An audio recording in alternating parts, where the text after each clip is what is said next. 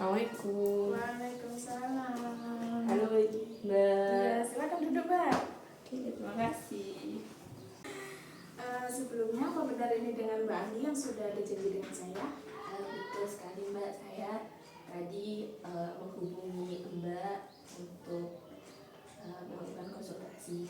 Sebelumnya di sini di ruangan ini, Mbak jangan merasa tertekan dan jangan terasa terhakimi. Mbak harus meluangkan ataupun mengucapkan apa yang ingin Mbak ceritakan dengan saya. Jangan pernah ada tertutup atau ingin ditutup-tutupi dengan saya.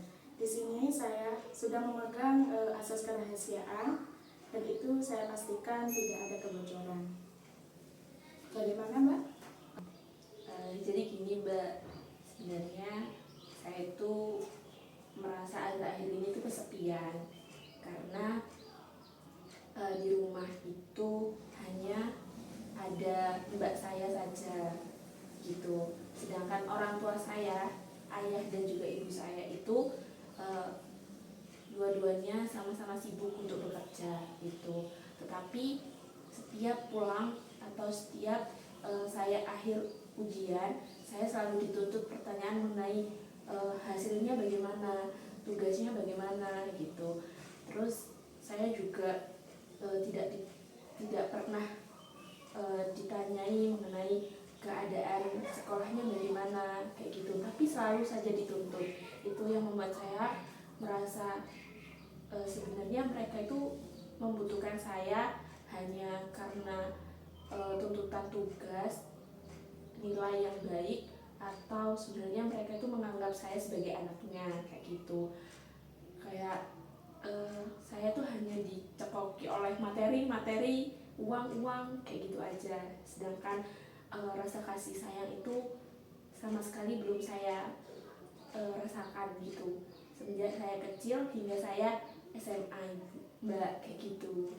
Mungkin perasaan Mbak saat ini sedih sekali ya, karena perasaan Mbak sekarang masih kayak kurangnya kasih sayang, hanya ada tuntutan dalam materi, dalam ilmu saja, kurangnya perhatian bagaimana keadaan Mbak saat ini, bagaimana, dan orang tua sendiri masih belum mengerti bagaimana keadaan mental anak tersebut ya. Betul banget. Bagaimana? Ya, mungkin di sini saya juga merasa kalau Mbak kurang sekali atau haus perhatian dari orang tua karena kesibukan masing-masing. Dan saran dari saya sih ya, Mbak harus melakukan kegiatan yang lebih positif lagi untuk bisa melupakan itu semua.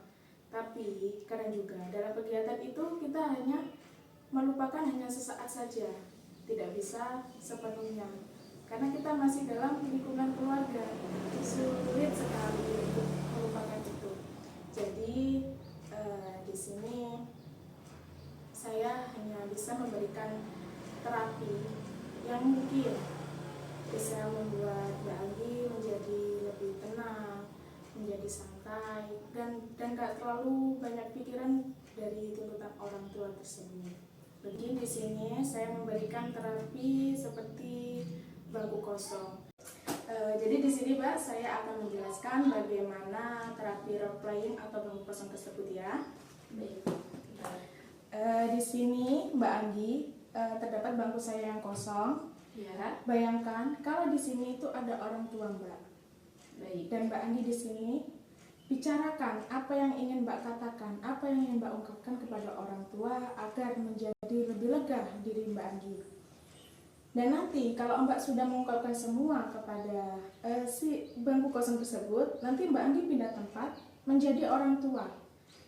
Baik. Mbak Andi kayak membayangkan orang tua itu harus dimengerti juga. Kenapa orang tua ini jarang sekali memberikan kasih sayang kepada Mbak Andi.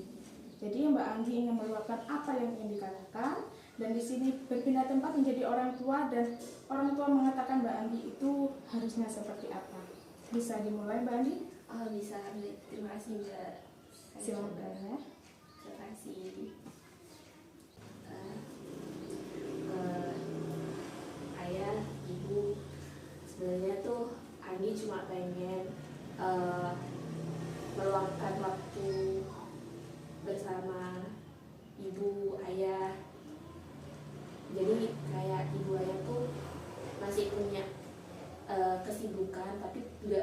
melupakan kewajiban ibu untuk perhatian juga ke Anggi gitu. Anggi juga butuh materi finansial dari kalian, tapi ya Anggi juga punya hati gitu, kayak punya perasaan bahwa sebagai seorang anak Anggi juga butuh perhatian, butuh kasih sayang, entah itu pertanyaan mengenai bagaimana kegiatan hari ini, bagaimana teman-temannya asik atau tidak. Kadang kan ketika ada di sekolah itu Anggi punya masalah, Anggi bingung mau tanya ke siapa, mau curhat ke siapa, seperti itu. Hingga ya sudah, Anggi pendam sendiri bagaimana masalah-masalah yang ada gitu. Jadi ya gimana ya, Anggi juga kecewa sebenarnya. Baik Anggi, anakku,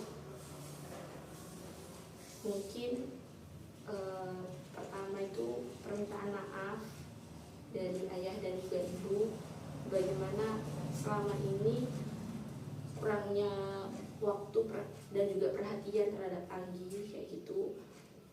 Tetapi nak, kalau kamu tahu kita itu ada tuntutan ekonomi yang sangat-sangat banyak yang memang tidak bisa kayak ayah dan juga ibu ceritakan ke kamu, tapi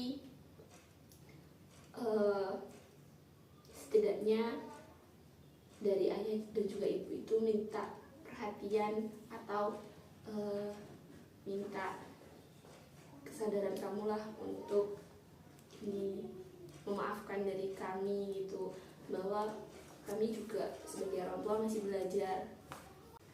Mungkin sesi terapi tersebut apakah bisa membantu Mbak Anggi untuk melegakan perasaannya? Saya merasa lega sekali gitu.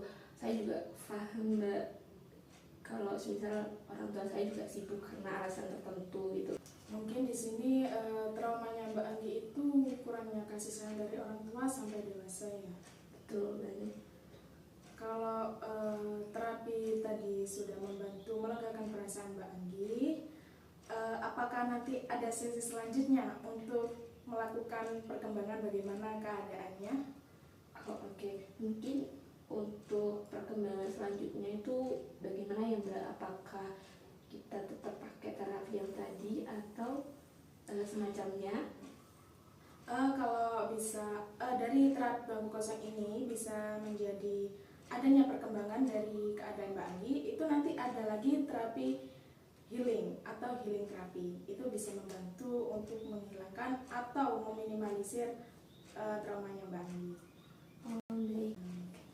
Bagaimana Mbak Anggi? Apakah pada sesi konseling saat ini masih lanjut atau sudah selesai?